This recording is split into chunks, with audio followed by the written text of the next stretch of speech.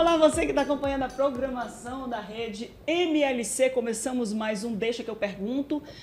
As risadas de início de programa serão todas guardadas para o nosso back em algum tempo da vida ou da história, né, Lucas? Vai providenciar isso depois, né?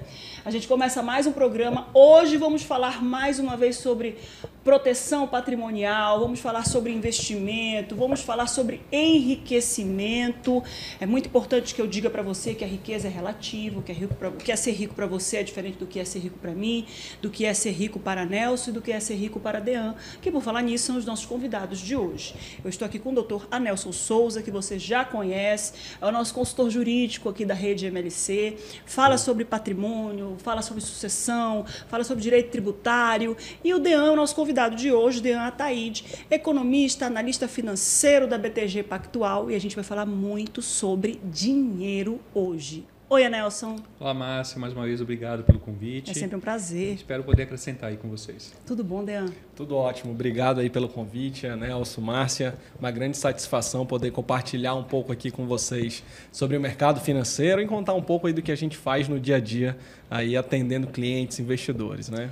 Quando você vir os programas anteriores, onde o Dr. Anelson é convidado aqui para ser entrevistado aqui pela rede MLC, onde nós já falamos sobre reforma tributária, já falamos sobre planejamento sucessório, os outros programas estão todos aqui listados, você vai poder acompanhar. Você sabe que a gente sempre fala sobre como que você deve planejar o seu patrimônio para que ele não seja dilapidado por impostos, taxas governamentais, todos, pelo tempo, todos aqueles custos que normalmente levam o seu patrimônio, levam o que você demorou uma vida para construir embora. Leva embora no inventário judicial, leva embora na falta de pagamento de impostos obrigatórios, e por causa disso eles vão se tornando ali uma bola de neve. Então, a rede MLC ela tem uma obrigação de te informar. É para isso que a gente está aqui. E hoje a gente vai conversar sobre isso. Como garantir o seu patrimônio, como aumentar o seu patrimônio, como deixar o seu patrimônio guardado, protegido com incentivos fiscais, com benefícios fiscais lícitos. A gente vai falar sobre isso hoje. Doutora Nelson, a gente pode colocar na holding dinheiro, o que está na conta, o que está nos investimentos, o que está em bolsa de valores, o que está em renda fixa, a gente pode colocar na holding esse patrimônio? Pode. Aí, é claro que aí vai ter que ser feito um estudo, né, parte tributária, né, para ver se o custo vai valer a pena, porque na pessoa jurídica acaba tendo uma diferença de imposto em relação à pessoa física, né, o Dean pode confirmar isso, mas pode e vai ter outros benefícios, então vai depender da intenção do dono do patrimônio, né? É proteger, é fazer a parte sucessória, vai perder um pouquinho, mas vale a pena. Então, essa é a questão de fazer um estudo do impacto que isso vai causar em relação aos outros benefícios que pode ser trazido, entendeu? Quando você fala em proteção patrimonial, a gente sempre fala na holding, a gente tem conversado muito sobre isso aqui justamente para informar você, e você vai ouvir muitas coisas que já foram ditas nos outros programas e que a gente precisa repetir, para que a palavra holding não soe mais estranho para você que está em casa, para você que está acompanhando aqui o programa. Quando a gente fala de proteção patrimonial com uma holding, o que engloba essa proteção patrimonial? Por exemplo, nós vemos aí a despersonalização da personalidade jurídica. Da personalidade jurídica, né? Que é você desfazer o manto jurídico para atingir nos bens pessoais os donos. Então, a dívida ela é de pessoa jurídica. Mas os donos são pessoas que têm mais dinheiro do que uma pessoa jurídica, por exemplo, uma empresa que faliu. E aí a justiça ela faz o quê? Vai nos bens dos donos. Como é que isso acontece com a holding, com a proteção patrimonial? Então, para você desconstituir a personalidade jurídica, hoje desde 2019, com a Lei de Liberdade Econômica, houve uma mudança nessa questão da desconsideração da personalidade jurídica, né? Antigamente, o juiz ele podia fazer isso a seu bel prazer, né? Assim, de forma abstrata. Hoje não, a Lei de Liberdade Econômica ela determinou critérios objetivos. Então, hoje você tem que demonstrar desvio de finalidade, confusão patrimonial, fraude a credores, para que isso possa realmente ser feito, né? Então, a holding entra aí. Porque se você fizer a holding no momento oportuno, eu acho que já falamos isso em outro momento. Mas né? Não tem problema, porque é isso que eu disse. A gente vai repetir muita coisa que é para ficar fácil. O dono está sendo executado, a holding vai proteger? Depende. Se ele constituir a holding no momento correto, antes de ter um processo de execução, antes de ter dívidas, enfim, ele fez no momento onde ele estava com a vida estável, ele fez uma forma legal. Ah, não, mas ele criou quando ele estava vendo que as coisas iam acontecer, tinha execução, ele criou a hold. Ele fraudou a execução. Então isso pode ser desconstituído porque a lei não vai ampará-lo. Então, tem profissionais que vendem a blindagem, né, patrimonial. Eu não gosto desse nome, que parece que blindagem protege de forma de tudo, né, sem nenhum requisito. Não, a gente protege, desde que seja feito da forma correta. Né? Então, quer dizer que agora não pode mais acontecer a desconsideração da pessoa jurídica ao bel prazer do juiz. Não, de forma abstrata, Porque eu lembro que antigamente, lá na Justiça do Trabalho, por exemplo, acontecia muito isso, lá em idos de 2015, 2016. O juiz pegava a empresa com um monte de débito. Não encontrou nada na empresa, vamos atrás do sócio. Sem nenhum critério. Não. Realmente. Então, a lei de liberdade econômica, quem souber, o advogado que souber manusear bem esse instituto, ele vai conseguir defender o seu cliente, entendeu? Então, é claro que vai haver juízes que vão fazer ainda assim. Recurso, mas né? aí você vai ter elementos, vai ter uma lei que vai te dar amparo para proteger, entendeu? Dean, o que é investimento, Dean? É possível viver de renda passiva? Inclusive, eu tenho um e-book de educação financeira no meu perfil, porque eu sou apaixonada por esse assunto. Eu acho que você tem que desmistificar essa ideia de que só quem vive de renda passiva é bilionário, milionário. Não, tem muita gente aí que está do seu lado, que já tem renda passiva e poderia viver dela, e você não está sabendo, e você pode ser uma dessas pessoas. Exatamente. O que é investimento? Bom, investimento, na verdade, nada mais é do que você transformar a liquidez, recurso, em um determinado ativo. Né? E é importante a gente falar sobre ativos, né, e passivos também. O ativo ele pode ser uma empresa, pode ser um negócio, ou ele pode ser um ativo financeiro. Né? Eu trabalho dentro do mercado financeiro e lá a gente administra os ativos como fundo de investimento, ações, fundos imobiliários, enfim, renda fixa, considerados tradicionalmente investimentos no mercado financeiro. Mas você pode fazer também outro tipo de investimento, como aluguel, comprar um terreno e vender, construir e vender, enfim. Né? Então, o investimento é transformar dinheiro em determinado ativo. E quando a gente fala, você me pergunta, Dean, é possível viver de renda passiva? Na verdade, esse é o grande desafio. Explica para mim o que é passivo e o que é renda passiva. Vamos lá. O passivo são as obrigações que você tem, né? Ou seja, se você comprou um apartamento, financiou 500 mil lá do teu imóvel, esse é um passivo que você tem em aberto. Né? Você tem um ativo que é o apartamento, porém você tem essa obrigação financeira com um banco, com um credor que te deu aquele crédito. Então, o passivo é uma dívida, é uma obrigação financeira que você tem. Né? E quando a gente vai para os conceitos de educação financeira, e aí é um tema, Márcia, que eu também gosto muito, que eu trabalho já com educação financeira há algum tempo, é você aumentar a quantidade de ativos e reduzir a quantidade de passivos. Ou seja, é você ter um patrimônio líquido cada vez maior. Certo. Esse é o grande barato. Pai Rico, Pai Pobre, por exemplo, é um livro de Segredos cabeceira. De uma mente milionária. Exatamente. Voltando aí à escola antiga, são literaturas que eu gosto bastante. E o Pai Rico fala exatamente sobre isso. Pô, a gente precisa aumentar a quantidade de ativos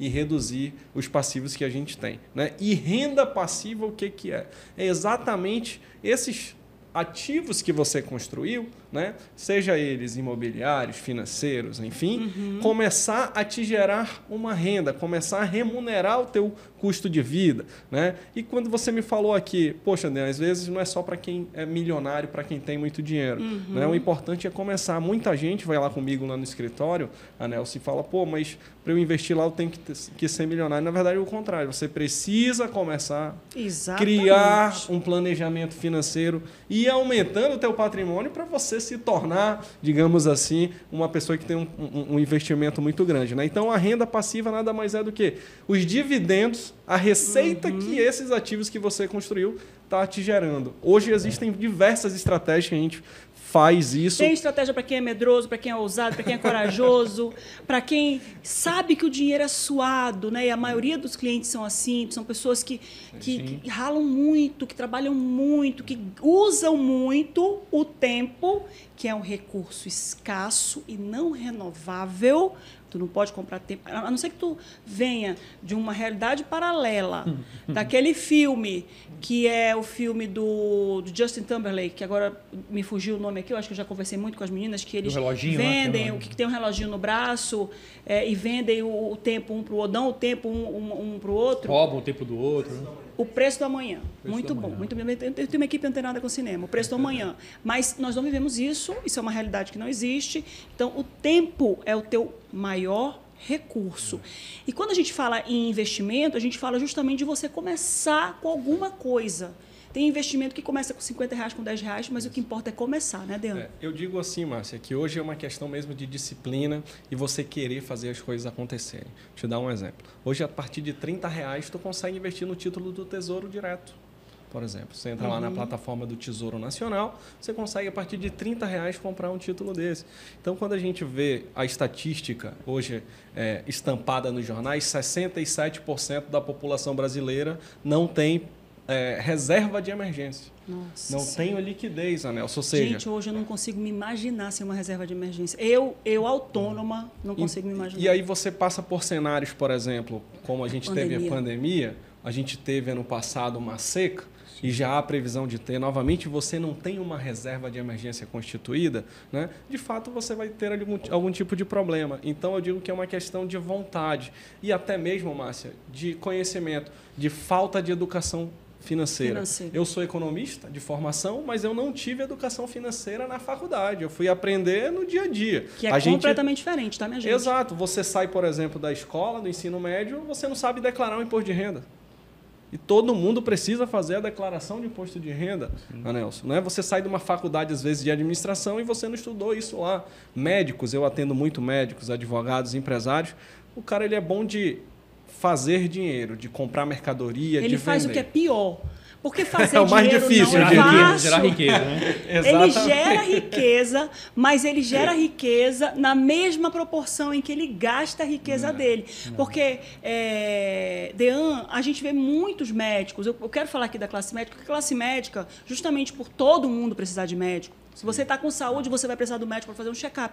E se você está doente, você vai precisar do médico para se tratar. Exato. Então, o médico ele é um profissional que trabalha numa situação em que ele gera muita riqueza. Isso. Ele consegue gerar ali 30 mil, 40 mil reais por mês fácil. Mas é impressionante como um médico, sendo ele autônomo, trabalhando para cooperativa, vou dar aqui um exemplo, né, que os médicos normalmente trabalham para cooperativas, contratados pelo Estado para dar plantão lá no João Lúcio, no 28 de agosto, nas maternidades, nas maternidades públicas, e eles começam a gastar na mesma proporção que ganham. Então, eles ganham uns R$1.000 por plantão, dependendo da especialidade, trabalham ali uns 20 plantões por mês e compram um carro caro, compram uma casa... Isso. E não faz uma reserva de emergência. Exatamente. Aí, o Estado atrasa no pagamento 3, 4 meses. Vivem como? Exato. E isso acontece comigo, que sou jornalista, que já fui advogada, com a Luciana, que está fazendo psicologia, sim, com a Indra, que é jornalista, com a Ju ali, que também está estudando jornalismo, porque a educação financeira, ela precisa andar com você, independente da sua profissão, independente da sua escolaridade, independente de qualquer coisa. Já tem até escolas hoje colocando isso no currículo. Já. Educação financeira, educação emocional. Isso essa é uma realidade que vem mudando, por exemplo. Nós não tivemos isso, os meus filhos já têm isso na escola, eu acompanho de forma bem tímida ainda, né? Mas eu já vejo isso acontecendo. Mas, Márcia, o primeiro passo é esse, é você formar essa reserva de emergência para essas situações que podem acontecer no dia a dia, né? Por exemplo, teu carro quebrou. Você não tem uma reserva de emergência, ferrou. Você precisou fazer uma reforma da sua casa, né? Você teve um problema de saúde que está todo mundo disposto a ter. Então, assim, esse é o primeiro passo. Você montou essa reserva, a gente vai evoluindo para outras alternativas que existem dentro do mercado, né? E falando um pouco da realidade médica, que é um pessoal que eu atendo bastante, né? A gente vê que esses profissionais, apesar deles gerarem muita renda, né? Faturar muito, alguns deles ainda vivem no cheque especial. Nossa, inacreditável. Né? Eu falo isso porque o que eu mais escuto, sim, eu Márcia, sei no meu escritório, atendendo os clientes. Então, assim, você vai pagar uns juros de cheque especial caro e o banco quer isso.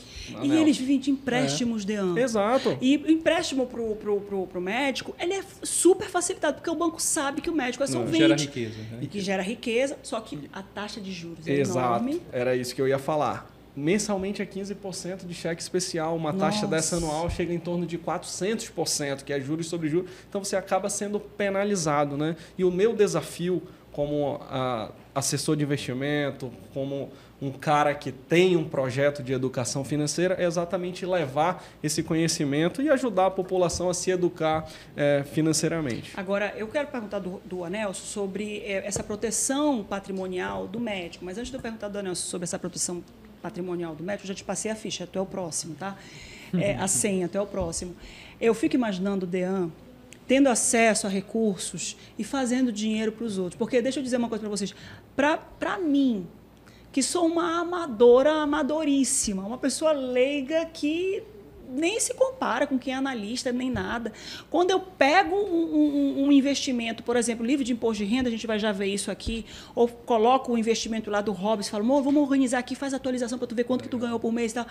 Eu fico tão empolgada, Nelson, quando eu ganho dinheiro. A gente precisa ganhar dinheiro sem trabalhar, né? Porque você investiu bem, né? Bicho, ganhei sem fazer nada. Essa é a sensação. Ganhei sem fazer nada. Essa é a história da renda passiva. Tu tá lá dormindo, ó. Viver de renda. De segunda para terça, né? Porque dia de final de semana não gera juros, mas tu tá lá dormindo, ó. Aí Bitcoin o teu dinheiro gera, hein? Bitcoin gera o tempo todo. Bitcoin é uma coisa fora da curva, né? Bitcoin é uma coisa fora da curva. Como é que os médicos, numa situação como essa que o Dan acabou de me dizer aí, podem proteger o patrimônio deles? Como é que faz isso? Nós já falamos sobre esse assunto em outros programas, você vai ver, sim, a gente repetindo, que a gente vai repetir até todo mundo se familiarizar com todo esse assunto que a gente trata aqui. Porque, por exemplo, nós temos médicos que estão endividados, nós temos médicos que têm aparelhos caríssimos que estão parcelados, são passivos, sim, apesar de gerarem ativos. Como é que protege tudo isso, Anelson? É possível colocar um aparelho, por exemplo, que ainda não está quitado, numa holding? Não, é possível, mas aí tem que ver que cada caso é um caso, né? Alguns médicos eles trabalham com maquinários muito caros, né? São maquinários que requerem um investimento muito grande. E isso é o ativo da empresa dele. E isso também é a vida dele. Então, ele tem que realmente, de alguma forma, proteger isso. A Hold ela tem esse condão também de proteger bens e direitos, né? Então, a gente pode, de alguma forma, fazer um projeto, né, que possa colocar tanto esse maquinário, né, esses equipamentos caríssimos dentro da holding e fazer, inclusive, a sucessão, né? Porque também todo mundo que tem filho se preocupa com a sucessão, o legado que ele vai deixar, né? Porque, por exemplo, tu imagina um maquinário desse, é claro que tudo vai depender do senso do juiz, né? Aí o médico prevenido já tem a reserva dele de emergência, já tem investimento, já tem até renda passiva em dólar, a gente vai ver isso daqui a pouco. Resolve fazer a holding, que é justamente essa proteção patrimonial. A gente sabe que médico ele sofre processo de dano moral, dano material, porque infelizmente trabalha, às vezes se perde a vida, né? E o médico tem esse fardo pesado, e a família processa, e vai lá um processo de 5 milhões, o juiz concede um dano moral de 5 milhões, com uma pensão à família de 500 mil. Já pensou penhorar esses bens para uma dívida dessa judicial? Existe como proteger o bem para garantir que aquela clínica continue funcionando, Não por exemplo? existe. E assim, a legislação também protege esses bens, né? Porque como são bens para a atividade econômica dele, também não é assim tão fácil Como de que vai executar se você está tirando o ganha-pão, então né? tem coisas que você consegue defender. Mas você colocando isso num planejamento realmente patrimonial, você consegue fazer isso se tornar uma forma mais segura, né? E assim, quando eu falo de planejamento patrimonial, não estou falando só de holding. Envolve também a parte de direito bancário, né? Você pode... que não é o caso do Dean, né? O Dean ele trabalha com investimento, né? Mas hoje a gente tem trabalhos que a gente desenvolve para reavaliar se as taxas de juros, como você acabou de falar, estão sendo adequadas. Legal. Sentar São numa mesa justas. de negociação como essa aqui, tentar reduzir essas taxas de juros, e a gente pensa que não, muitas vezes o banco ele já tem um percentual lá que ele joga no pedido, se você sentar para resolver, você consegue resolver. Né? O Dean talvez saiba isso com mais propriedade que eu. Então, o planejamento patrimonial envolve várias coisas, a parte de seguro de vida, que a gente pode orientar ele como fazer, né? Então, a parte da proteção à holding, tudo isso, uma previdência privada, tudo isso faz parte de um planejamento que você pode ir equacionando conforme o perfil da família, conforme o perfil dele, né? Como você falou, existe investidor de tudo que é jeito, né? Moderado, conservador. Eu sou medrosa. Eu acho importante destacar aqui, Anelson, que um dos pilares de um planejamento financeiro é o planejamento sucessório. Então, assim, eu levo isso nas minhas reuniões com os clientes. Não só tratar da vida financeira ali em termos de investimento, mas também pensar no gerenciamento de risco. Exato. Eu acho que quando a gente vai para o ponto de gerenciamento de risco, a gente começa a entender essas proteções que o Anelson falou de seguro, a proteção do patrimônio, e aí a gente está falando de imóvel, de terrenos, Sim. enfim, dos negócios que estão envolvidos. E hoje, Anelson, a gente tem um escritório aqui que administra quase 2 bi de patrimônio, e tanto de pessoa física quanto de pessoa jurídica, e é impressionante ver a quantidade de pessoas que ainda não estruturaram o seu planejamento sucessório. Não se atentaram para isso, né? Não tem, acha que é caro. Tem medo, não quer fazer. Ou não, o governo vai ver isso, vai ver aquilo. Não. E a gente sabe que o caro é esperar alguma coisa acontecer para depois. E a gente vai falar muito sobre isso ainda. Na verdade, falando exatamente dos médicos, os médicos eles trabalham tanto.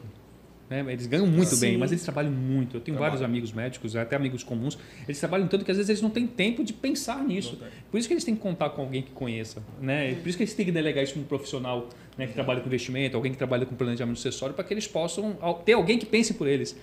Como dizia Steve Jobs, trabalhe no que você é bom e delegue o resto. E, assim, ninguém é obrigado a saber tudo. É uma grande satisfação quando eu vejo os meus clientes hoje que já vivem de renda passiva, de clientes que a gente montou um planejamento financeiro, Nelson, há 10, 15 anos atrás, e hoje todo mês recebe aquele valor na conta. Então, assim, o cara não trabalha mais pelo dinheiro, ele trabalha porque ele quer. Porque ele já tem ele quer. Se ele quiser tirar um ano, quero tirar um ano sabático, o dinheiro não vai ser o problema. E eu tenho médicos que eu já fiz reuniões, a gente estava falando de médico, mas assim, eu já fiz reuniões em sala de centro cirúrgico, cara. O cara lá dentro tirando, não, espera aqui que eu vou tirar a criança que está nascendo. Aí voltava, não, precisa aplicar aqui. Já fiz algumas vezes, dentro do 28, dentro do Apvida, enfim, alguns lugares, e eu lá auxiliando. Doutor, a cabeça, peraí, Dean, eu vou pegar a cabeça ali. Que é isso que aí o Nelson falou. Aí chega com o menino, ei, Dean, tira ali, vai. Kátia que chorou. Peraí, deixa eu cortar. Dean, pode pegar aquele dinheiro lá. Cortou. Pega aquele dinheiro, tira de lá. Era quase isso. Como eu sou medroso, eu ficava escondido lá de fora, mas acontecia de fato. Tu vê sangue, tu fica assim, Fico, tu tem aversão.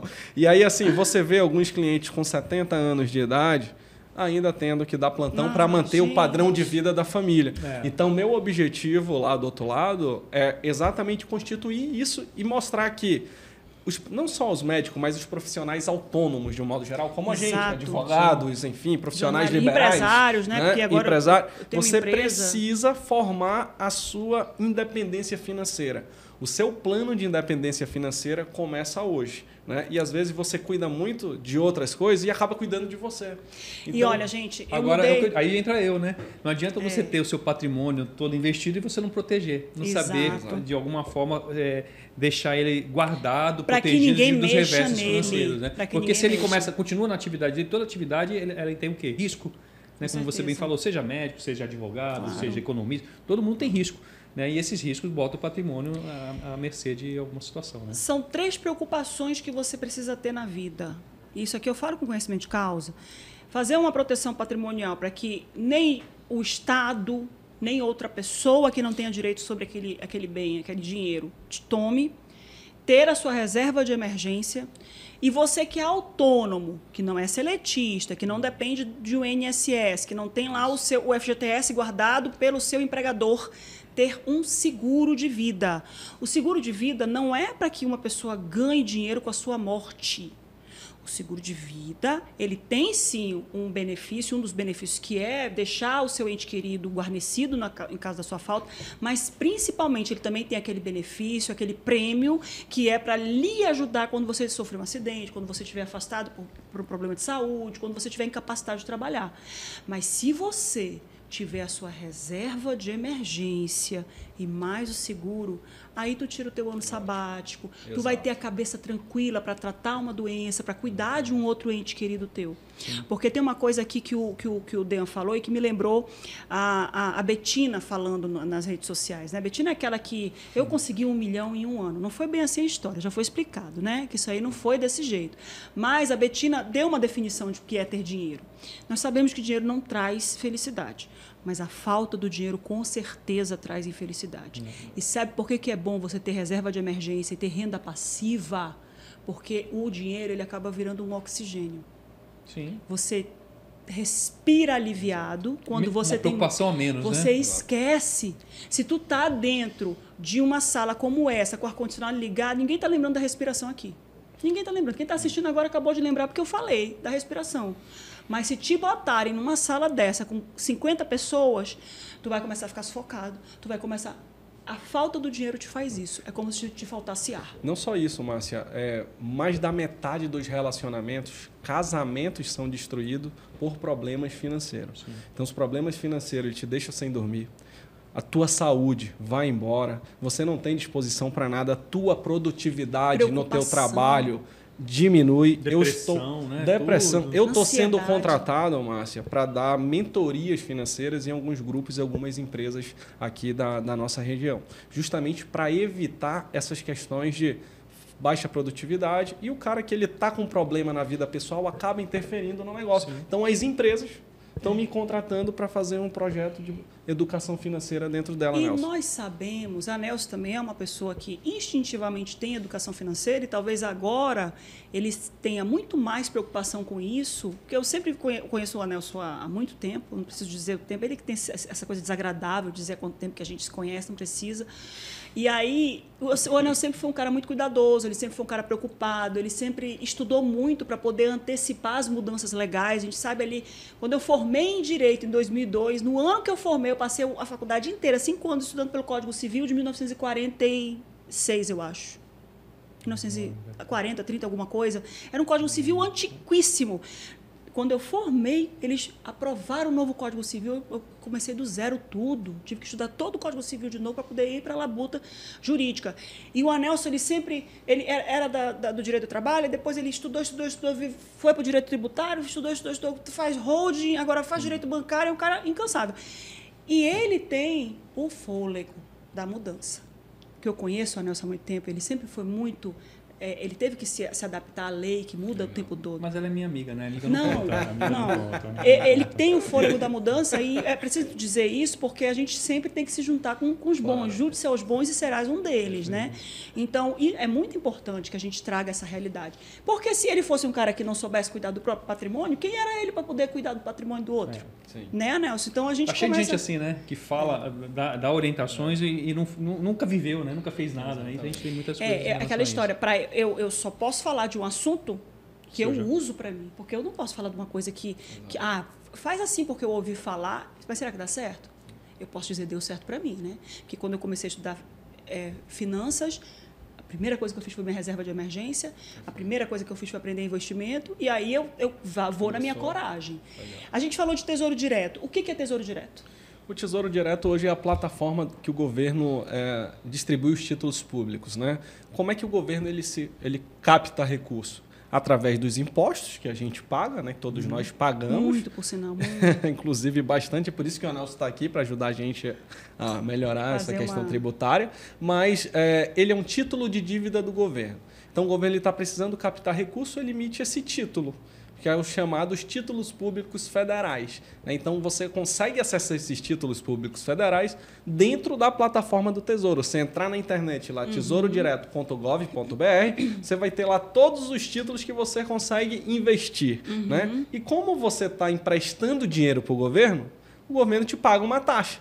Essa taxa geralmente é baseada na taxa Selic ou na inflação. Aí depende de cada título, Márcia, que tem dentro da plataforma do Tesouro. Você vai querer deixar o dinheiro Perfeito. Lá com o governo. E lá é legal porque lá você consegue simular. Então, um exemplo. Quero me aposentar daqui a 20 anos. E eu escolho lá o título IPCA 2050, um exemplo. Então, lá no site do Tesouro você consegue simular. Se eu aportar R$1.000 nesse título durante 10, 15, 20 anos, ele já faz a comparação, inclusive, com outros tipos de investimento também. Então, é bem legal. Lá, simulação, gratuito, todo mundo tem acesso. Então, acho que é bacana você mexer lá no Tesouro. E eu estava lembrando aqui, e toda a gente conversa e foge, mas daí volta, a figura do Barsi na minha cabeça. Quem é Barsi? Barsi é muito conhecido por ser um investidor da Bolsa de Valores, que hoje é um brasileiro bilionário. Ele é o maior investidor, pessoa física da Bolsa Brasileira, é o Luiz Barsi. Ele é o maior. O Barsi ele tem um poder tão grande na Bolsa que se ele fizer o login os investidores... Opa, o Barsi fez login, porque ele movimenta a bolsa. Eu estou mentindo? Tem um patrimônio muito grande. Ele ganha de dividendo que é 1 milhão 1 milhão por dia ano passado. Diário. 1 milhão diário. 1 milhão de dividendos. Dividendo é livre de imposto de renda, tá, minha gente? Posso dizer isso? Né? Só para informar aqui para quem está acompanhando, mas o que são os dividendos? Dividendos é parte do lucro das empresas que é distribuído para o acionista. Então, toda empresa de capital aberto que é negociada em bolsa, ela tem por lei, que é a lei das SAs, distribuir pelo menos 25% do lucro dela em forma de dividendos. E você que é acionista, então, por exemplo, se eu compro uma ação do Banco Itaú, e o Itaú pagou dividendos, ele vai me pagar, ele vai distribuir aquele lucro sobre a quantidade de ações que eu tenho. Quanto custa cada ação do Itaú? Hoje, em torno de R$30. Então, mais uma vez, com R$30 você consegue se tornar banqueiro? Exatamente, sócio do Banco Itaú. E você tem 2 ganhos. Você pode ganhar com a valorização daquele pedacinho desse bolo que você comprou e com os dividendos. Você ganha de 2 formas. E o Barsi era sapateiro. Exato. O Barsi, que hoje é o bilionário da Bolsa de Valores, era sapateiro. Ele engraxava sapato na Faria Lima? Exatamente. Ele engraxava sapato do pessoal da bolsa, dos caras que investiam na Bolsa de Valores. E é um cara relativamente novo, né?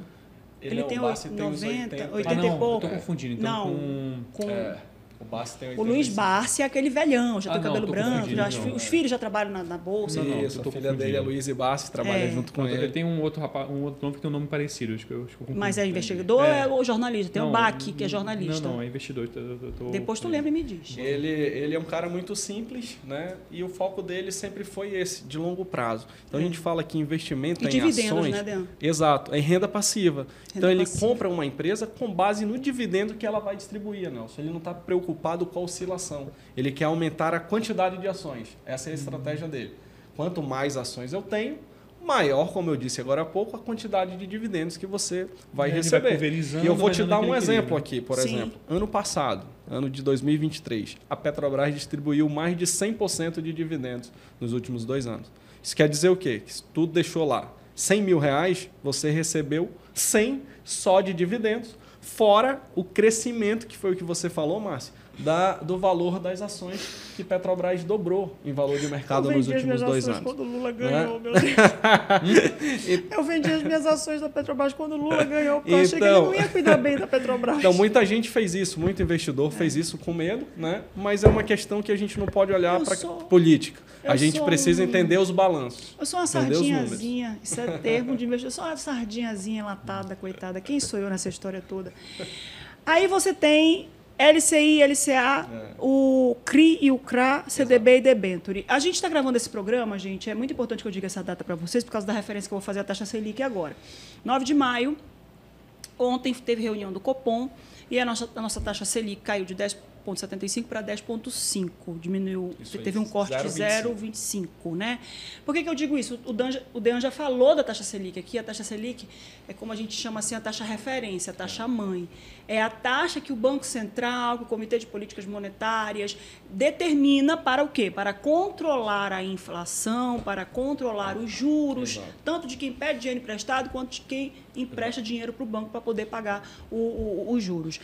Tudo isso tem a ver aqui onde? Onde é que a taxa Selic aparece aqui? Na verdade, não só isso. A taxa Selic ela é a taxa referencial. Ela vai ser a referência para tudo que a gente for fazer na nossa vida, Márcia. Se a gente for montar um negócio e aquele negócio remunerar menos que a taxa básica de juros, não faz sentido. Então, por exemplo, uma multinacional que vem se instalar aqui na Zona Franca de Manaus, ela vai olhar quanto é a taxa de juros do Brasil. Ou seja, quanto é que o Tesouro Nacional está me pagando. Se essa empresa que ele for montar render menos que 10%, o que eles preferem fazer? Deixar o dinheiro parado, comprar um título do governo, que são os títulos mais seguros dentro de uma economia, do que abrir um negócio. Então, se você quiser abrir uma padaria e essa padaria remunerar menos que 10%, não faça, porque você consegue rentabilizar mais em outros negócios. E sem a dor de cabeça do negócio. Exatamente. Então, assim, ela é a taxa de referência para financiamento imobiliário, né? Para juros de cartão de crédito. Então, assim, o governo tenta baixar essa taxa de juros para voltar a economia incentivar. Né? Abra seu olho. Presta atenção no que eu vou dizer agora. O Dean não me conhece, né? De um dia tu vai me conhecer melhor. Né? Abra seu olho. Enquanto o banco te paga 10,5% ao ano, ele está te cobrando 15% no cartão de crédito ao mês. Exatamente. Então, é assim que funciona. Isso. É assim que o banco ganha dinheiro.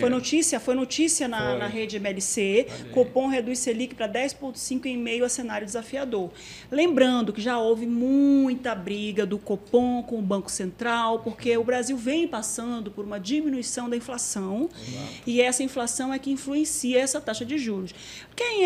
Quem assiste aqui a rede MLC, a programação da rede MLC, ou me acompanha no meu perfil pessoal, que eu falo muito sobre direito, sobre educação financeira, sabe que é essa taxa que equilibra o quê? Quanto de dinheiro está circulando para poder diminuir ou aumentar a nossa inflação, que é a desvalorização do nosso dinheiro. Perfeito. E isso aqui já vem numa discussão, ó. Qual foi o alto da Selic? 13,75%, né? 13,75%, agora recente, né? Já reduziu para 10,5%, mas é como você falou, Márcia, a inflação no Brasil ela é um fenômeno que ocorre já há vários anos, né? Vale lembrar que antes do Plano Real, a gente vivia num período de hiperinflação. A inflação era 2.000%. Né? Então, assim, esse era o cenário brasileiro. Hoje, o que acontece? A taxa Selic ela vem diminuindo porque criaram uma meta de inflação para o Brasil. 3,5%. E a inflação, gente, o que é? A inflação é o aumento constante dos preços de uma cesta de alimentos. 3,5 ano, né? 13%. Não, a meta da inflação. A inflação chegou a 3,5%. É a meta da inflação que o Conselho Monetário Nacional estipula. Mas ele tem uma banda de 1,5% para cima ou 1,5% para baixo. Então, o que isso significa? Que o teu dinheiro ele vai desvalorizar pelo menos 3,5% ao ano. Porque se a inflação é um aumento de uma cesta de produtos, e aí eu estou falando de alimento, de saúde, vestuário, transporte, energia, a gente vai desvalorizar. Para te ter ideia, Márcia, o salário mínimo no Plano Real, em 94, quando criaram, era algo como R$ 64,00. Era o salário mínimo na época.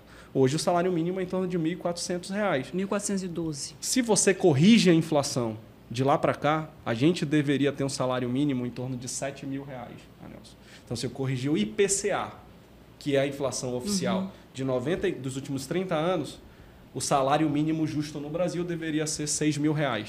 Quem ganhava aposentadoria nessa época, em 1994, quando o Plano Real foi implementado, o dólar ficou 1 para 1.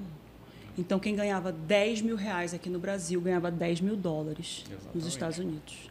Gente, e hoje o dólar está em 5. Lá vai cacetado. E o seu recurso desvalorizou. Então, assim, o salário ele nem corrigiu o aumento de todas as coisas, Nelson. Mais uma vez, Márcia, é importante da gente ter o nosso plano de independência financeira. Porque nesse mesmo período, tinha o quê? Se a gente for falar aqui do regime de previdência social, a cada 5 trabalhadores sustentava uma pessoa, um aposentado. Hoje, Márcia, é menos de 2. Ou seja, menos de 2 pessoas ativas para sustentar um aposentado. Se a gente projeta isso e olha essa estatística para os próximos 20, 30 anos, eu não sei, sinceramente, se vai ser menos de 1 pessoa ativa para sustentar um aposentado. Ou seja, é um regime que, de fato, tende a quebrar. E lembrando que... A gente está falando sobre isso hoje. Exato, né, Nelson? Você estava falando que eu conheci aposentado que ganhava R$60.000 de aposentadoria do INSS. 60 mil Claro que com toda a reforma tributária, a primeira começou que estabeleceu um teto, ninguém mais ganha além do que 7 mil e pouco, né? E muito raro alguém ganha o teto, porque tem que ficar não sei quantos anos contribuindo e tudo. Então, para esse receber com 2 sustentando, tem uma empresa atrás cuja contribuição é quase o dobro do que o trabalhador contribui. Para você ver como o Brasil maltrata o empresário. O empreendedor, é verdade. Maltrata o empresário. Então, quando a gente fala aqui sobre toda essa proteção patrimonial, a gente nada mais diz do que não é justo você não analisar friamente com um especialista, por exemplo, como o Nelson, com um especialista em finanças como o Dean, como eu posso viver nesse mundo, nesse país, pagando menos imposto. Nós não estamos falando aqui de burlar o fisco, nós estamos falando aqui de formas lícitas de você pagar menos. Teve um caso que aconteceu lá no teu escritório, Nelson, que ligou para o contador do empresário. Isso, como é que foi aquilo que eu sempre tento me lembrar qual era o imposto, alguma coisa? O cliente foi lá falar de holding, na verdade, né? Ele tinha ido lá para falar de holding e acho que até a gente gravou um vídeo sobre isso. E ele, pô, mas eu não estou aguentando pagar um tributo, a minha empresa está pagando muito, né? E eu falei, qual o regime tributário que você está? Estou no lucro real. Eu falei, mas por que você está no lucro real? Não foi, eu acho que foi assim a conversa. Aí eu falei, não faz sentido você estar no lucro real. Você não tem muito disso. Vamos ligar para o teu contador. Na hora a gente ligou para o contador. Aí eu pedi para o contador fazer uma simulação. No outro dia ele me ligou, Nelson, quanto é a consulta? Olha, ele fez a simulação e isso reduziu muito. Ele teve uma redução do tipo assim, 20%, que representava assim, acho que uns 50 mil, 100 alguma mil. Coisa no sentido. Nossa. Porque ele estava no regime tributário errado. Então, isso é errado? Não, ele que estava errado. Ele estava pagando mais tributo do que deveria. E, gente, eu não conheço nenhuma vez em que o fisco chegou e falou, olha, eu te paguei tributo a mais, deixa eu te devolver. Mas deixa de pagar para você ver. Tu já viu isso alguma vez na tua vida? Tu já viu isso, Nelson? Eu te paguei a mais. Não, fica elas por elas. Tá bom que a tua obrigação é sustentar mesmo o país. E é legítimo, né? Chama elisão fiscal, né? É muito legítimo. É legítimo, é previsto em lei. Rapidamente lá, a gente tem... Rapidinho, desculpa, Lucas, aquele dos investimentos. Poupança não é investimento. LCI, LCA, né? A poupança, na verdade, Márcia, ela não corrige nem a inflação que a gente estava falando. Hoje a inflação está em 3,5%, mas a média de inflação no Brasil é 5%. O rendimento da poupança é 6% mais TR. Então a gente está falando que a poupança rende... E TR está zerada desde não sei quando. Exatamente. Poupança rende em média 6% ao ano. Se tu desconta 5% de inflação, teu ganho real foi 1% ao ano. Exatamente. Ou seja, ganho real que eu estou falando é ganhos acima da inflação, que é isso que importa no final do dia. Quanto eu estou remunerando meu capital acima do aumento do custo de vida da população. Então, hoje o ganho real na caderneta de poupança é 1% ao ano. E sabe por que ninguém te paga mais na poupança? Porque o dinheiro da poupança é o dinheiro que é emprestado para a Caixa Econômica para poder financiar o mercado imobiliário, a casa própria. Quem compra a casa própria, que é a primeira casa, e compra com aquela taxinha pequena, quem está custando é quem está com o dinheiro lá guardado na poupança. Então, LCI, LCA, que é letra de crédito imobiliário, letra de crédito de agronegócio, que é dinheiro que você empresta para custear a economia do país, sempre é muito melhor remunerado. Exato. Se informe sobre. O YouTube está aí para isso. O YouTube tem para você poder se informar e depois você procura um analista financeiro para poder te auxiliar. Ah, mas vão levar meu dinheiro. Quem que vai levar teu dinheiro? Na verdade, você tem hoje no Brasil a segurança do Fundo Garantidor de Crédito, né? O FGC. O FGC ele foi instituído justamente para garantir a segurança patrimonial dos nossos investidores. Mil, né? 250 mil por instituição e por CPF limitado a 1 milhão. Né? Então, funciona muito bem o FGC. A gente teve alguns casos de alguns bancos que chegaram a quebrar aqui no Brasil. Eu lembro do Pamerinos. Do Basa. Santos. Basa não, Banco Santos. E a poupança Pamerinos não continua numa boa. Exatamente. O tempo passa, o Pan-Americano, que era do Silvio Santos, né? Inclusive a Caixa Econômica junto com o BTG compraram o Banco Pan depois. Então, assim, quando o banco quebra, o Banco Central, isso é muito ruim para a liquidez da economia. Então, o que ele faz? Ele pega aquela carteira e vende para outro banco, né? E o FGC é um mecanismo. Todo mundo que tinha dinheiro lá perdeu dinheiro porque o banco quebrou, não. Se você estava limitado até o limite do Fundo Garantidor de Crédito, que é exatamente essa segurança da poupança, ela é coberta pelo FGC, LCI e LCA é coberta pelo FGC, e o CDB, que é o Certificado de Depósito Bancário, bem como dinheiro em conta corrente também. A gente teve agora uma cooperativa de crédito que passou por um problema de liquidez. Em 2 dias, para você ver que o sistema financeiro brasileiro nacional é muito sólido, inclusive a gente dá de 10-0 em muitos países europeus, por exemplo. Em 2 dias o cliente estava recebendo, você entra no aplicativo da FGC, coloca teu CPF, aonde você quer receber aquele recurso, e em 2 dias o Fundo Garantidor de Crédito liquida. Então essa é a segurança de uma LCI, de uma LCA. 2 dias, Nelson, eu fiquei surpreso. Eu pensei que ia demorar uns 3 meses. Eu pensei que demorava uns 3 meses. Legal. Antigamente chegava ali 30, 60 dias. A vida, às vezes a pessoa precisa de dinheiro. Não, depois, eu acho que depois do plano Collor, que foi aquela famigerada decisão, né, e fatal, porque muita gente morreu por causa do plano Collor, que foi quando o presidente Collor, junto com a ministra Zélia, resolveram pegar o dinheiro das pessoas. Era o auge da inflação naquela época, né? E as pessoas sacavam muito rápido o dinheiro. Então, eles, para poder tentar controlar a inflação, resolveram bloquear o dinheiro de todo mundo. E tinha gente que era para plano de saúde, era para comprar o carro, tinha taxista se matando porque passou a vida toda alugando o carro. Sim. E aí, enfim, comprar o carro e não podia comprar. Foi estabelecida uma lei que proibiu terminantemente o Brasil o presidente, ou o ministro da Economia, ou qualquer pessoa política fazer isso com qualquer brasileiro. Então, o Brasil nunca mais foi o mesmo. Mas as pessoas não esquecem, né? Então elas têm medo hoje de investir, com medo de que o dinheiro hoje, seja retirado, o mundo ele toma uma expressão internacional muito forte.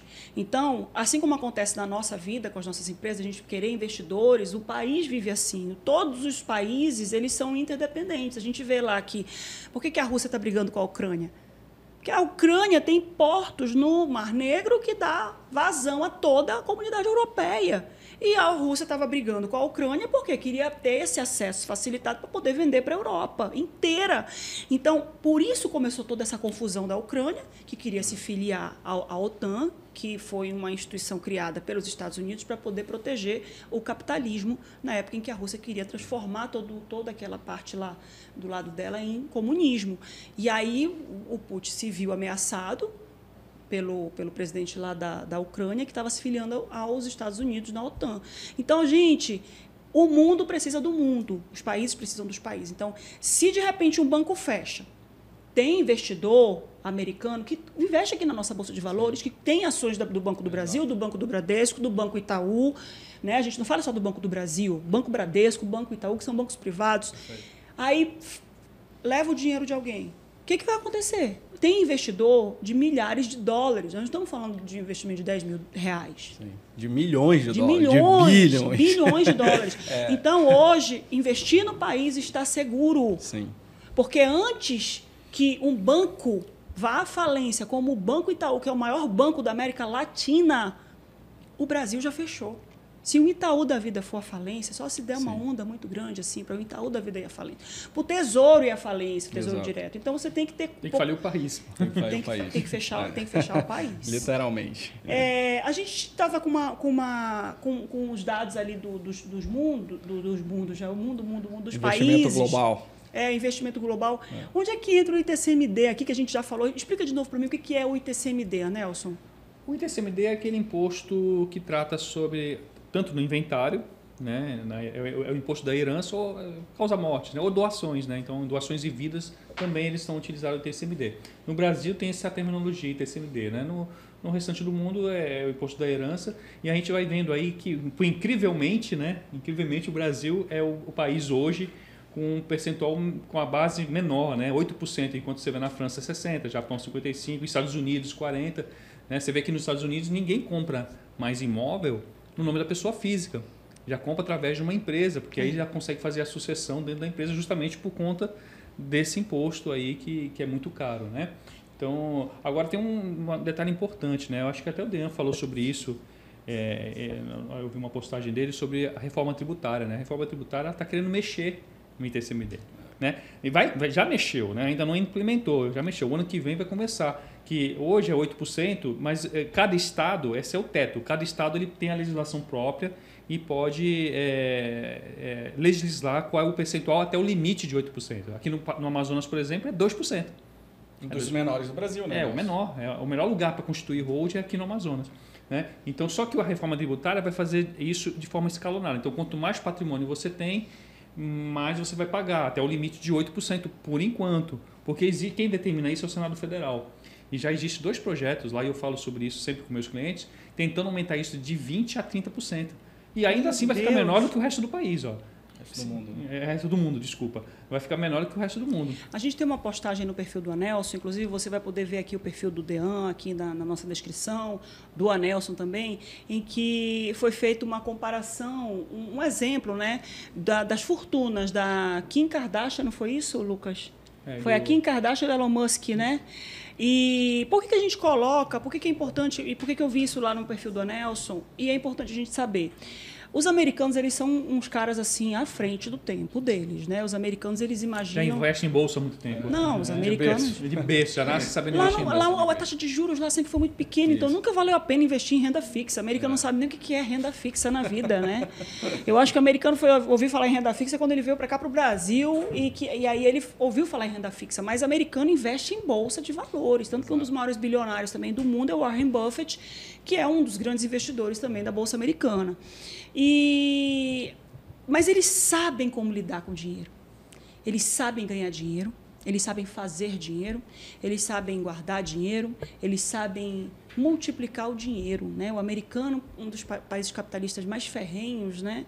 Dependendo do presidente, é claro, né? Porque o Barack Obama foi um pouco mais socialista, né? Instituiu muitos benefícios aí usando a verba pública, né? Para fazer isso. E o Biden, que foi vice-presidente dele na época da administração dele, também faz a mesma coisa. E o Trump está vindo aí para poder acabar com tudo, que o Trump é um dos grandes empresários americanos. Então a gente traz esse comportamento nos Estados Unidos e trouxe como exemplo lá no perfil do Anelson para você entender que aquela história. Para quem eu olho quando eu quero me espelhar em alguma coisa? Para onde eu olho quando eu quero aprender a fazer alguma coisa bem feita? Aonde eu vou buscar? Qual é a fonte que eu vou beber água? E aí eu queria puxar um pouquinho, que nem o Dean falou, né? O Dean falou que a gente começa a investir de início, quem tem pouco, né? E aí me perguntaram por conta desse perfil que nós colocamos lá sobre o Elon Musk, né? Mas, Anelson, então hold para quem tem muito dinheiro. É um bilionário. Quem sou eu? Não, eu faço hold de um apartamento, de dois imóveis, porque é pouco, mas é tudo que eu tenho. É tudo que a pessoa tem. E tudo que ela tem, ela precisa ser protegida, porque ela trabalhou muito para conseguir. Sim. Né? Gente, então... eu me lembro como se fosse ontem. O ano era 2002 e eu estava colando grau na faculdade, aos 21 anos. Fazendo então, conta aqui. Quem me dera se naquela época eu soubesse fazer investimento. Quem me dera. Hoje eu estava nas Maldivas. Te juro, vivendo de renda e muita renda. O tempo é importante. O tempo vai passar. Então, se você tiver que começar, comece agora. Isso foi uma mudança. E aí, os meninos da XP tiveram um papel muito importante nisso. Exatamente. Porque eles jovens, eles começaram a empreender nessa questão dos investimentos. Eles que trouxeram essa cultura. Começaram a incutir essa cultura na cabeça do brasileiro. Na verdade, a gente seja de outra casa, a gente sabe que tiveram aquelas pessoas que foram à frente. Não dá para negar o passado, não, viu, Dean? 10 anos lá. A gente respeita. Eles tiveram a importância deles e eles foram assim geniais, assim, jovens começaram a abrir caminho para que hoje outras pessoas comecem. Por exemplo, Anelson, naquele momento que a gente começou, nós tínhamos um projeto de educação financeira muito grande, né? Que isso veio da XP. Isso era 2008, a gente estava passando pela crise do subprime dos Estados Unidos, 2008, e os caras estavam falando de investimento. Eu estava saindo da faculdade de economia na época. E aí eu falei, preciso captar clientes, investidores. O que eu vou fazer? Eu vou ensinar as pessoas a investirem. Não existia smartphone, a rede de comunicação era o Orkut na época, a rede social. Ele é da época do Orkut. A rede social era o Orkut, para quem não conhece, era o Facebook de antigamente. O Orkut era uma queimação. Tinha comunidade do tipo, eu odeio meu chefe. É comunidade do tipo assim, eu quero matar meu chefe. Aqui, se o pessoal fizesse Orkut, tá rindo, né, Lucas? Como é que seria a comunidade de quem trabalha na rede MLC? Não quero saber, não. Melhor não saber. Márcia. Ia ter massa, de alguma forma. O WhatsApp da época era o MSN. Então, era MSN. A gente se comunicava através disso. E aí, o que eu fui fazer? Eu falei, vou pegar esse modelo de educação financeira e trazer aqui para Manaus. Então, eu dava curso e palestra diariamente, Anelson, falando sobre investimento ensinando as pessoas a investir. 2008. Era a crise do subprime nos Estados Unidos. Eu lembro bem porque a bolsa estava, o Ibovespa, que é o índice da bolsa brasileira, negociava naquele momento em 29 mil pontos. Hoje está em 130. 130 mil pontos. Então, assim, mais uma vez, como você falou, o tempo passou? Os ativos se valorizaram, mas se você pega, por exemplo, empresas, né? Vamos falar aqui um Itaú da vida, uma VEG Motores. R$7. Muito baratos, cresceram 300, 400, 500%. Algumas Gerdau, por exemplo, cresceram mais de 2.000%. Tem gente que ficou milionário. Barça foi um que ficou milionário. O próprio BTG, né? As ações do BTG dispararam. Então, assim, você comprava ativos bons, obviamente, né? Muito baratos. Porém, tinham empresas muito ruins. Eu lembro ali como OGX, empresas do Ike Batista, né? Que era um grande investidor que tinha. Se você não estudasse e não conhecesse a fundo, de fato você iria perder dinheiro. Então, assim, tudo tem risco. Ainda mais quando a gente fala. Exatamente. Quando a gente fala de mercado de renda variável, por exemplo, né? Tem os seus riscos. Então, é importante como você falou, Márcia, levar a educação financeira, estudar, saber o que você está fazendo, né? Porque o que importa é comprar valor. São ativos, são empresas que geram valor. E esses dados você consegue no mercado. Você entra no site de uma empresa, você vê lá o balanço dela. Ela é obrigada a divulgar um balanço auditado. Aberto, né? Então você tem noção por quem está crescendo. Né? Não precisa ser especialista. O que tem aqui bem em cima do meu celular é um aplicativozinho da Bolsa, onde a gente fica ali acompanhando o crescimento de fundo imobiliário e tudo.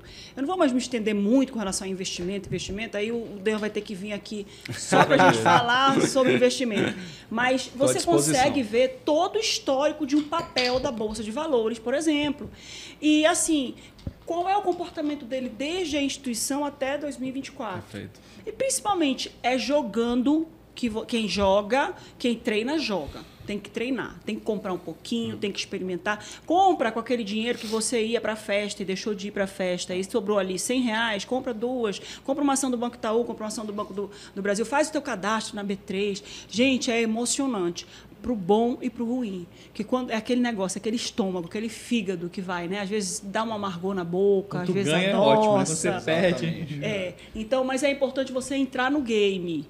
É importante entrar no game. Né? Vai lá, conversa com o DEAN, protege o teu patrimônio, conversa com o ANEELS, porque, gente, o brasileiro também tem que parar com aquela história de achar que dinheiro é sujo, dinheiro é ruim, rico não vai para o céu. Rico vai para o céu, sim. Rico vai para o céu, porque rico tem muito mais condições de ajudar mais pessoas. Ficar pregando a pobreza, a miserabilidade, não está certo. Não caia nessa armadilha, porque quanto mais dinheiro você tem, mais pessoas você ajuda. Né? E quem é ruim com muito dinheiro, também é ruim com pouco. Não é o dinheiro que te faz ficar ruim, o dinheiro só faz mostrar quem você é por dentro. Aí nós temos também formas de investir no dinheiro americano, né? Em dólar. Tanto pela Bolsa de Valores brasileira, quanto investir pela Bolsa de Valores americana. Hoje o mercado evoluiu muito, né, Márcia? Desse período que a gente falou de 2008 para cá, cresceu bastante. Então, hoje, com o teu celular, tu consegue dolarizar o seu patrimônio. E a gente, Anelson, já é algo que a gente conversa isso no bastidor. O Anelson tem uma carteira de alguns milhões lá com a gente. Não vou revelar o número. Não vou revelar o número, mas... Às vezes ele me diz... Eu fico olhando para ele assim, graças a Deus, meu amigo. Eu não vou revelar. Como é que fala? Eu recebo, né? Eu recebo. Não dá para cortar o microfone. Recebo, senhor. Grila, por que eu não entrei na advocacia tributária? Olha aí. Vamos perseverar. Olha a minha riqueza aqui, os amigos. Enfim. Hoje meus ativos aqui. Hoje você consegue dolarizar com clique no teu celular, né? Então, assim, a gente recomenda ter algo entre 10% a 20% do patrimônio em moeda forte, seja em dólar, seja em euro, porque dólar vai ser sempre dólar, euro, libra, sempre são moedas aí que já existem há muitos anos. O dólar tem 500 anos? Não, 500. Eu não sei exatamente o tempo, né? Mas, por exemplo, o real tem 30 anos. Por isso que eu estou dizendo. Entendeu? O dólar, eu acho que o dólar tem mais... Eu acho que o dólar já era dólar quando a Inglaterra colonizou, porque os Estados Unidos foram colonizados pela Inglaterra. Sim. Então, quando ela colonizou, acho que deve ter que... Gente, eu não sei, me desculpem aí. Deve eu ter também não sei a Vamos idade exata. Procura aí, Lucas, quantos anos tem o dólar? O dólar tem, pelo menos ali, deve ter pelo menos uns 100 anos. Com certeza, 100 tem. Acho que tem mais. Acho que tem mais, deve ter uns 200 anos. É uma moeda fortíssima. Exato. Então você vê pela perenidade dela. Quanto tempo ela está no mercado? Não, o dólar ele é paridade mundial, né? Então todos os países negociam em dólar. Era ouro, né? O ouro ele é reserva de valor ainda, mas moeda transacional é o dólar, né? Então assim, você consegue dolarizar isso... 230? Olha aí, 230 anos. Então, a gente tem 30 anos apenas, né? De real. Então, hoje a gente consegue dolarizar parte do patrimônio, Márcio, e comprar os ativos diretamente na Bolsa Americana. E aí, o legal lá é que o mercado ele é tão desenvolvido, Anelson, para te ter ideia, o volume que negocia a Bolsa Brasileira hoje aqui no Brasil é o volume que negocia uma empresa lá. O valor de mercado da Apple é o PIB brasileiro. Nossa, é o tamanho, é o valor de uma empresa, da Amazon, né? É o valor do PIB brasileiro, o produto interno bruto brasileiro é o valor de uma empresa. Que virou então, o valor, influenciou o PIB da Noruega. Sim. A Nordisk é o laboratório que fez a Ozempic. Sim. E era um laboratóriozinho, coitadinho, lá na Noruega. Hoje, a Ozempic representa todo o PIB da Noruega. Então, tu Exato. nunca sabe, a Nelson e você que está acompanhando aqui a Rede MLC, o potencial daquela Exatamente. empresa. Eu vou te dar um exemplo. A gente teve recente, NVIDIA, né? NVIDIA cresceu muito aí com a inteligência artificial, fabrica ali os chips, né? Eles, ano passado, duplicaram em dólar. Então, quem comprou, muitos clientes nossos aproveitaram, surfaram essa onda. Né? Acho que eu tô ficando Apostou deprimida com na esse NVIDIA, o cara ganhou 200% em dólar. Né? Então, tu consegue comprar a Amazon, tu consegue comprar o Google, consegue comprar Facebook e consegue comprar empresas, por exemplo, que não existem na Bolsa Brasileira. Lá eu vou te dar alguns setores. Cibersegurança. Né? O mundo é tecnológico hoje. Quem não está na tecnologia está fora do game. Quem ainda não entendeu isso está fora. Empresas de cibersegurança. Não tem uma empresa de capital aberto aqui no Brasil que a gente consegue comprar desse setor. Outro setor que muita gente tem preconceito, mas que está crescendo muito, setor de cannabis. Empresas de cannabis na Bolsa Americana. Não existe a preconceito. indústria farmacêutica. É remédio para A quem tem indústria grávidos. farmacêutica vem crescendo, evoluindo, A Márcio. legislação ainda precisa A evoluir gente muito, né? nisso começou a comprar um pouco, já subiu mais de 50% em 2 meses as empresas que operam aí na indústria Não tem no farmacêutica. Brasil. Não tem no Brasil. Isso eu estou falando direto na Bolsa Americana. Então, através do aplicativo, né, do BTG, por exemplo, que é onde a gente atua, você consegue acessar empresas, setores, segmentos que não estão aqui na Bolsa Brasileira. Né? E aí você pode investir tanto pela Bolsa quanto abrir também Conta ter uma internacional. conta internacional. Exatamente. Hoje em dia, os bancos eles têm ali a conta brasileira, que é onde você vai navegar pelo Brasil com todos os teus ativos, teus passivos, vai pagar suas contas, vai investir nos investimentos brasileiros, que são as LCI e tudo. E você pode fazer o quê? Clica lá no Global, a BTG tem Conta isso. global. Transfere o teu dinheiro para aquela Pix. conta, faz um Pix. Nossa Senhora. Eu me lembro da época, lá em 2017, 2014, quando eu fui para os Estados Unidos, era aquele dólar guardado. Hoje tem mais daquela facilidade, bolsinha que a gente né? comprava especial para esconder na calça, porque se tu perdesse aqueles dólares, tu perdia a tua vida ali, porque tu não tinha Hoje cartãozinho, tem não tinha lugares nada. que nem aceita mais espécie lá. É verdade. Não, eu fui para os Estados Unidos da última vez, eu não levei, eu acho que eu levei $50 em 2022 agora. Eu levei o meu cartão, aqui eu vou dizer qual é o banco que eu tenho o Banco Inter, o Banco Inter já tem uma conta global, eu transferi real para a minha conta global e fui com o cartão na Apple Wallet, né, para poder pagar lá. Pagou tranquilo, eu também tinha uma conta na Avenue, pagou tranquilo. E é muito garantido, porque você não perde o seu dólar está numa conta. Tem a agência da Avenue lá, que fala em português e tudo, tu pode resolver. Então, assim, o dinheiro não aceita desaforo.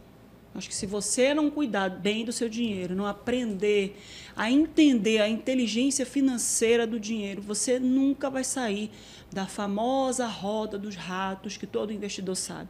Você passa seu mês inteiro, trabalha, ganha dinheiro, gasta, trabalha, ganha dinheiro como se fosse anestesiado, como se fosse um zumbi, um Walking Dead, e não usufrui da vida plena e abundante. E Jesus disse, quando veio ao mundo, Jesus disse, eu vim para que tenha vida e vida em abundância. Ninguém tem que viver na miséria, não. Para com isso.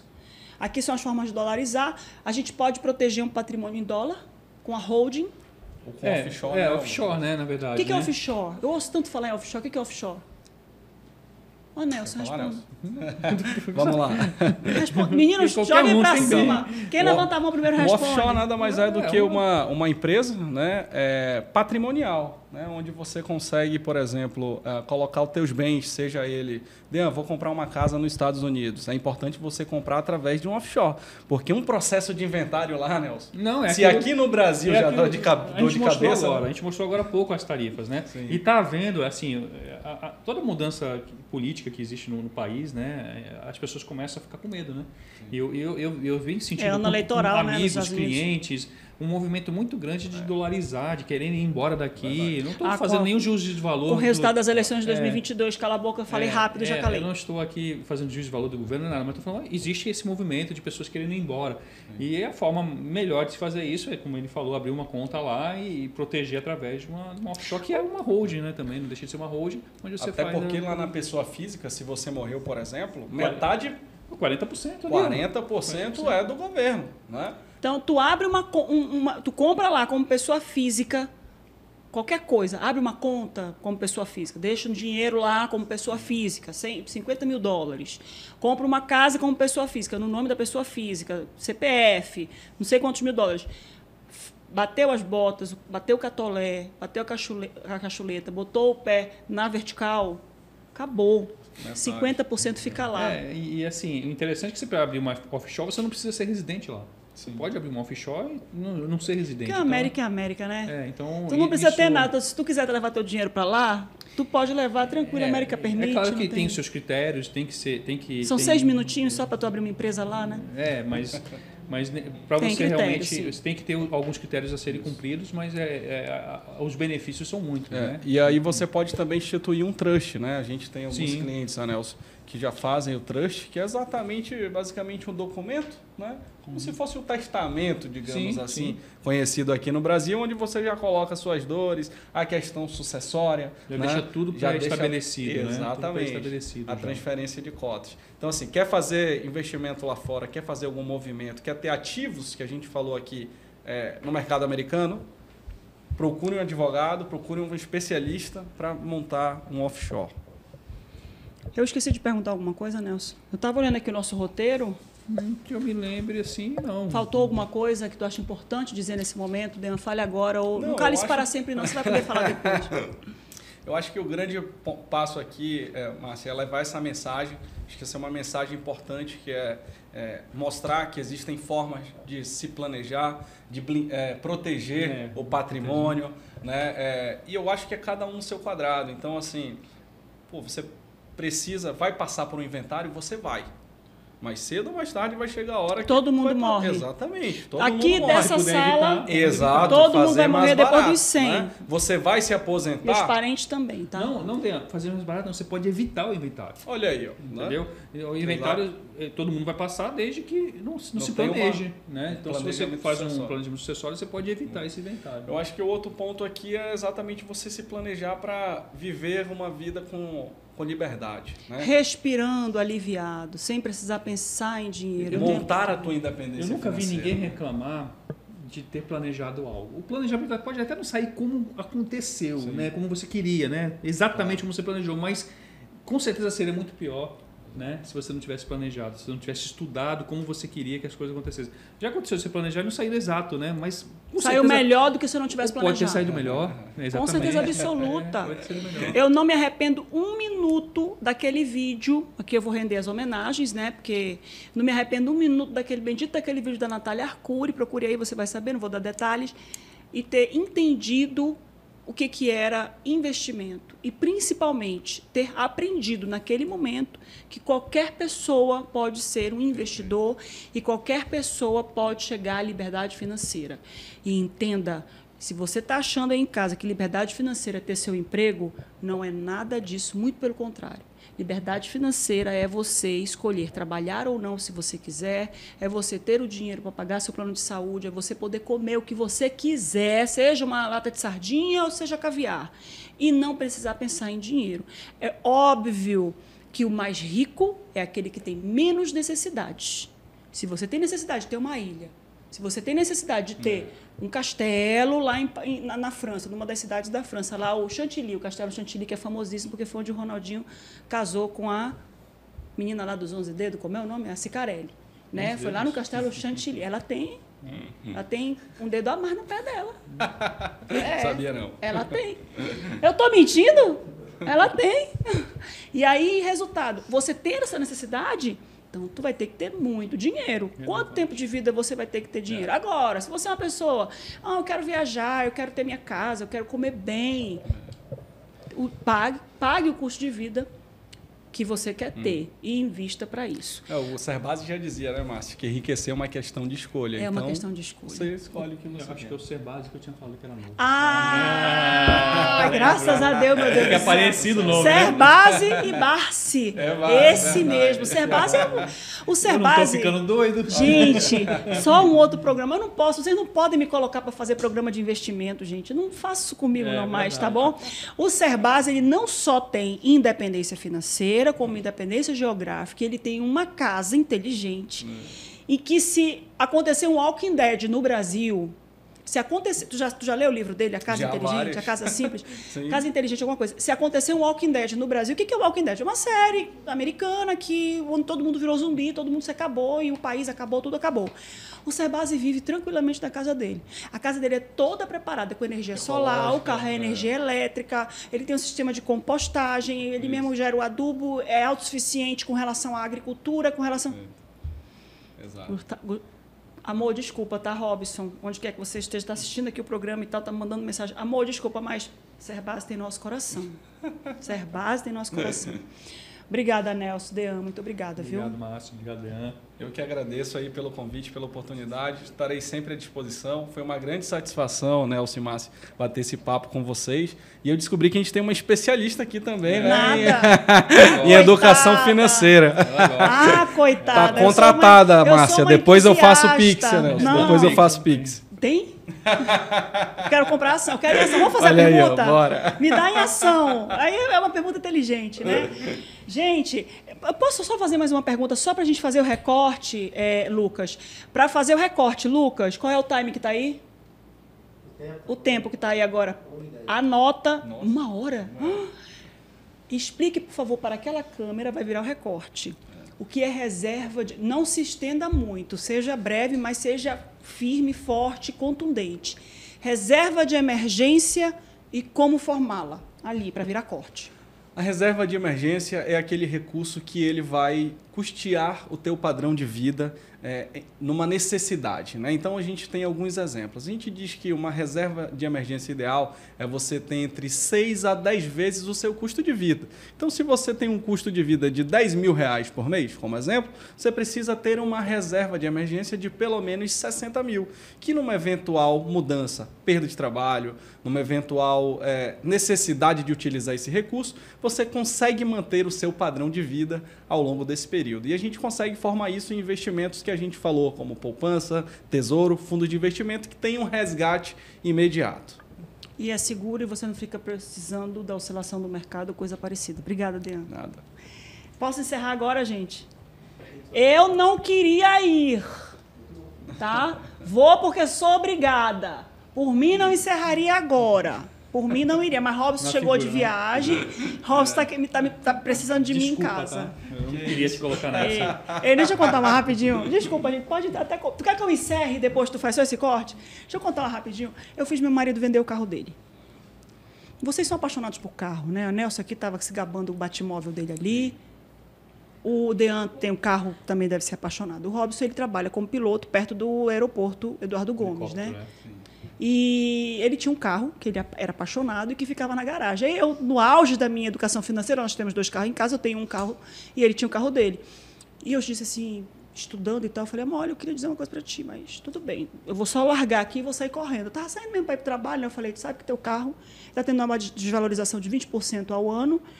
Ele estava com o carro parado. Olha aí, ele estava com o carro parado na garagem porque ele trabalhava por plantão. Então, ele ficava 15 dias viajando e 15 dias em casa. E o aeroporto era 5 minutos de casa. A gente mora perto do aeroporto. Amor, tu sabe que o teu carro está saindo, está desvalorizando 20% ao ano e tu ainda paga manutenção, seguro e ele está parado na garagem, não está te rendendo nada. Falei e corri. Ele virou para mim e falou assim, tu tá doido, eu vou vender meu carro? Eu falei, não, meu moço, não. Eu só quero te dizer que se você vendesse, você ia deixar lá na renda fixa, ia render, na época, eu acho que a Selic estava 11%, ia render 11%. Além de você ganhar os 20%, que ia desvalorizar, você ainda vai ganhar mais 10%. Então, são 30% que você... Eu fiz um cálculo louco lá na cabeça, que ele... Não é possível. Ele foi ver os vídeos do Cerbasi. Um belo dia eu estou entrando em casa, ele está bem assim, ó. Não pode. Vendo o vídeo do Cerbasi, porque o seu carro está gastando e tal. Então, ele olhou para mim, fica arrepiada. Ele olhou para mim e falou assim, eu vou vender meu carro. Pelo amor de Deus, não faça uma coisa dessa, meu amor, não quero acabar com a sua vida. Vou vender meu carro. Ele vendeu o carro dele na semana seguinte. Dean, quando eu cheguei no estacionamento, que eu não vi o carro, eu juro que eu voltei para casa. O que eu fiz com meu marido, meu Deus? O que eu fiz com meu marido, meu Deus? Meu marido vendeu o pobre do carro dele, o carro dele. Amor, tu tá bem, amor. Tu tá deprimido, tu tá chateado. O quê? Meu dinheiro já até caiu na conta. Foi um divisor de águas. Assim. Olha aí, Isso tem mais de 3 anos. Até hoje ele não tem carro. Ele aprendeu a andar de Uber. Aí eu quis empurrar o meu para a gente dividir as despesas e disse, não, fica com o teu carro porque o meu eu já vendi. Obrigada, gente. O que foi? Vou falar a rede social dele. Ah, sim, a rede social, @NelsonSouza. Diga essa rede social, ali. @Nelson Souza. Fala bem bonitinho. Instagram. Fala como eu te ensinei, vai. É Instagram, @Nelson Souza. Dean, vai, Dean. Dean Taide, tem um canal também no YouTube que é o Dean Talks Podcast, depois você pode ir lá dar uma olhada. Dean Talks Podcast, depois... Dean Ai, Taide gente, tão bonitinho. no Instagram. Mostra do Dean também, que é pra gente não dizer que tá tendo preferência de Dean entrevistado. Taide aí, quem quiser é só seguir Tem aí. cursos, colunista e tal. Exatamente. O canal dele no YouTube. Dean Talks, tá ali também. Aqui, é só clicar ali no perfil, né?